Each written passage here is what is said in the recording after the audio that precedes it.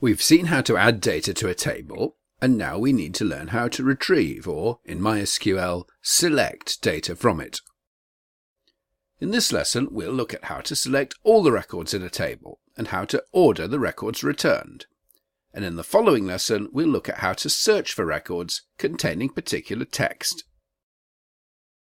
In PHP-MyAdmin, first click on the database and then on the table name. All the records in the database will be returned. And again, PHP-MyAdmin helpfully displays the SQL query used to do this. The query is select asterisk from customers.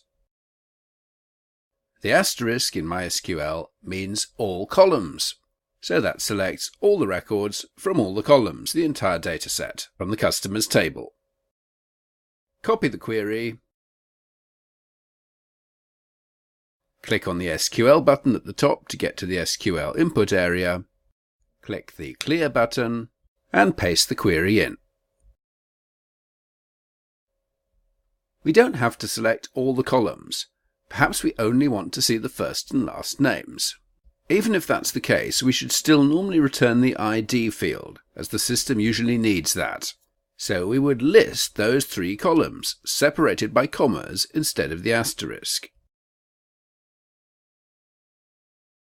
Select customer ID, first name, last name from customers.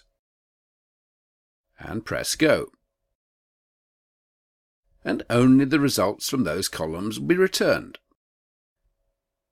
Let's see how to sort, or in MySQL, order the results in a useful way. If we add order by and a column name onto the end of a query, the results will be sorted by that column. Select star from customers, order by last name. We'll sort the records alphabetically by last name.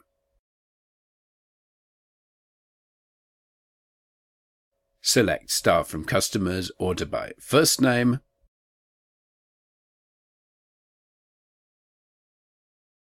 We'll sort them by the first name.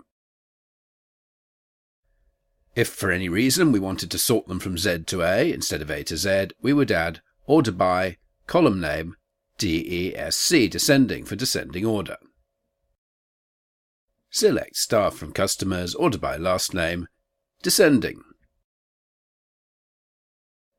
Although we'd probably usually want results ordered from A to Z rather than Z to A, there are times when we want to sort in reverse order, the most obvious being with numerical data, when we want the largest number first in a list.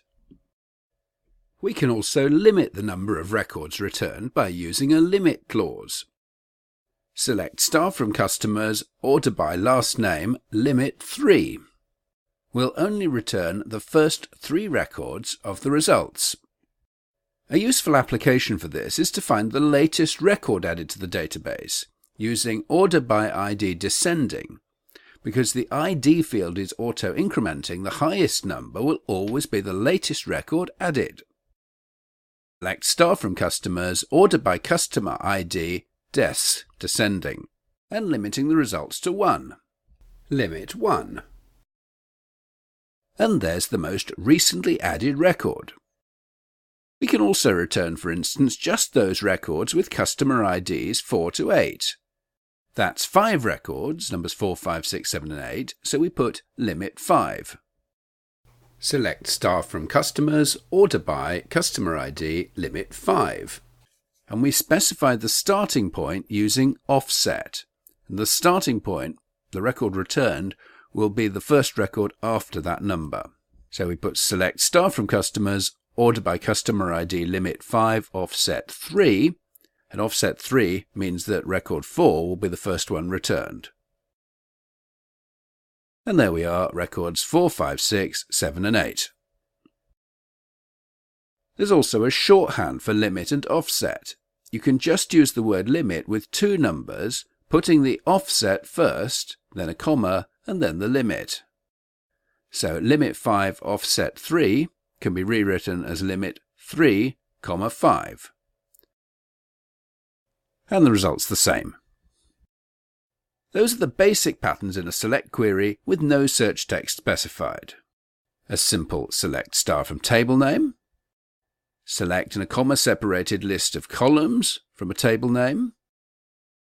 Select from table name order by column name, and that can be descending order. Select from table name with or without an order by clause and limit the number of results. Limit the number of results and also specify a starting point with offset. And the shorthand version of that with the offset specified as the first number in the limit clause. Even though that's quite a lot to remember for one lesson, I don't think that the syntax is difficult. In fact, it's remarkably like ordinary English, really, with common words and even rather normal English sentence structure. The important thing is that the clauses do have to stay in this order. You cannot put the limit clause in front of the order by clause, for instance. That's that for this lesson. In the next lesson, we'll see how to search for records matching text that we want to find.